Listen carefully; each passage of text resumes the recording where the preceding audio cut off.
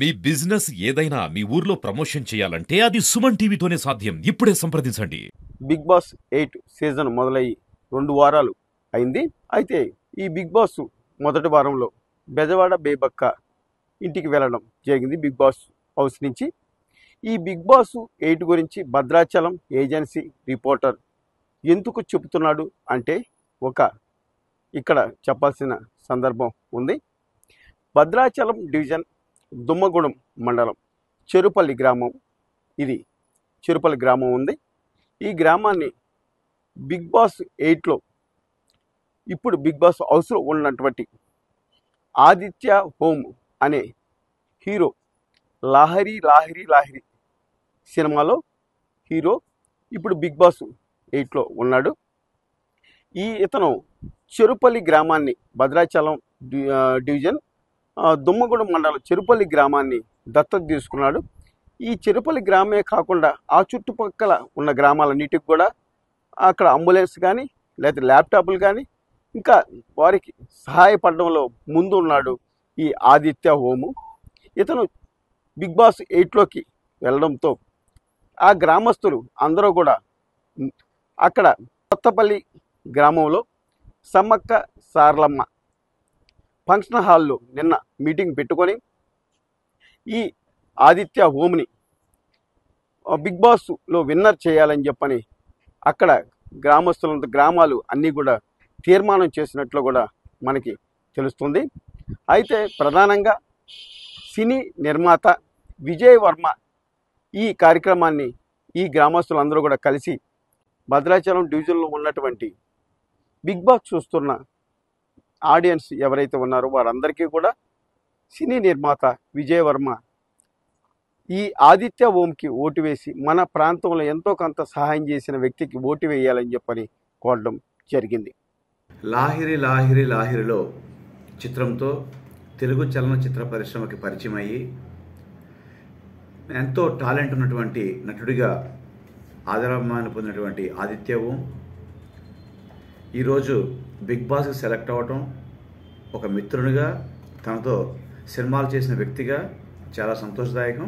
ఇంకా ముఖ్యంగా భద్రాచలం దగ్గర ఉన్నటువంటి గిరిజన ప్రాంతాలైనటువంటి చెరుపల్లి, కొత్తపల్లి, మారాయగూడెం, కోయ నరసాపురం ఈ గ్రామాల్లో ప్రారంభంలో క్రీడా కార్యక్రమాలకి అలాగే స్కూల్ సంబంధించిన ల్యాప్టాప్లు ఇలాంటి ఒక చిన్న చిన్న కార్యక్రమాలతో మొదలుపెట్టి ఆ తర్వాత చెరుపల్లి గ్రామాన్ని దత్తత తీసుకొని ఆ చుట్టుపక్కల గ్రామాల్లో పలు కార్యక్రమాలు, గ్రంథాల ఏర్పాటే కావచ్చు, అంబులెన్స్ సంబంధించినటువంటి సహకారమే కావచ్చు, దాంతోపాటు అనేక కార్యక్రమాలు, ముఖ్యంగా ఎవరైనా పిల్లలు చదువుకుంటూ ఇబ్బందులు ఉన్నారని చెప్పి తెలియగానే నేనున్నానని చెప్పి ముందుకు రావటం, క్రీడా కార్యక్రమాలు జరుగుతున్నాయంటే మీకు ఏం కావాలో చెప్పండి నేను పంపిస్తానని చెప్పటం, అదేవిధంగా చలికాలం వచ్చిందంటే రగ్గులు పంపటమే కానీ ఒకటని కాదు, మా ప్రాంతంలో అవకాశం ప్రతి చిన్న కార్యక్రమాన్ని, ఇంకా ముఖ్యంగా దాదాపు 2000 కుటుంబాలకి మొక్కల పంపిణీ కార్యక్రమం, చాలా గొప్ప కార్యక్రమం. ఇలాంటి ఎన్నో కార్యక్రమాలు చేపట్టినటువంటి ఆదిత్య ఓం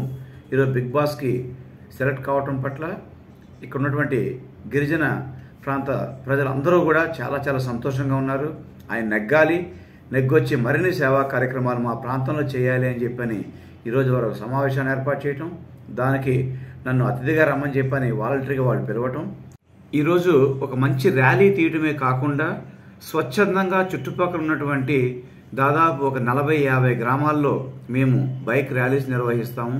అదేవిధంగా ప్రతి ఒక్క ఊర్లో కూడా సమావేశాలను ఏర్పాటు చేసి ఆదిత్య ఓం గారికి మద్దతు తెలపమని చెప్పని అందరినీ కోరతామని చెప్పని చాలా స్వచ్ఛందంగా వచ్చి అక్కడ ఉండే గ్రామ పెద్దలే కావచ్చు, గిరిజన నాయకులే కావచ్చు, అక్కడ ఉండే సంఘాల వారే కావచ్చు, అందరూ కూడా స్వచ్ఛందంగా ముందుకు వస్తే నాకు ఒకటే అనిపిస్తుంది, సేవ అనేటటువంటిది అది ఊరికనే పోదది. ఆయన నిజంగా చాలా స్వచ్ఛందంగా ఏమీ ఆశించకుండా, ఎందుకంటే అది ఒక గిరిజన ప్రాంతం, అతనికి ఎలక్షన్లో పోటీ చేసే అవకాశం ఉండదు, సో రాజకీయ బెనిఫిట్ లేదు.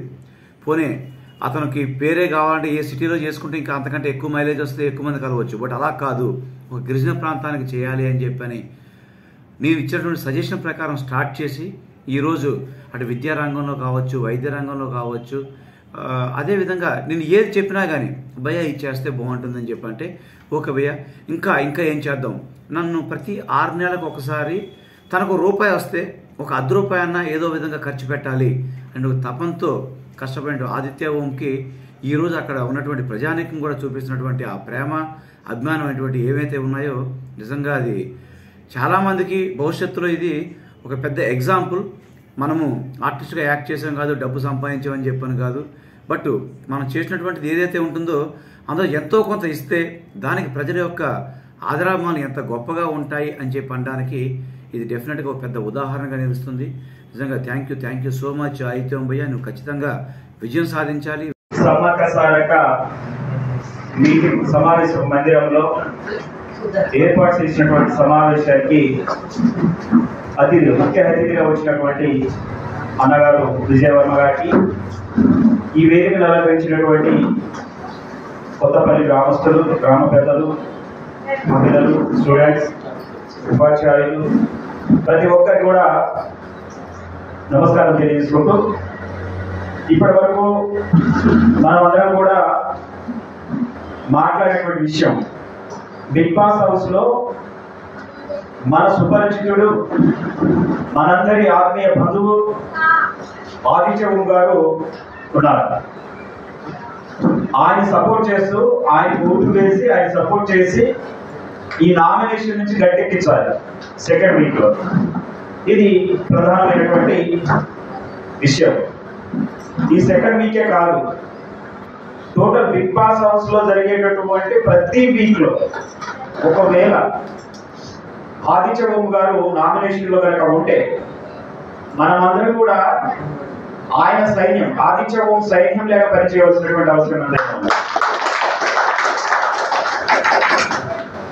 జస్ట్ ఇది ఏదో పిచ్చాపాటిగా మాట్లాడి, టైంపాస్గా మాట్లాడి వెళ్ళిపోయి మర్చిపోవద్దు. దయచేసి సీరియస్గానే తీసుకోండి.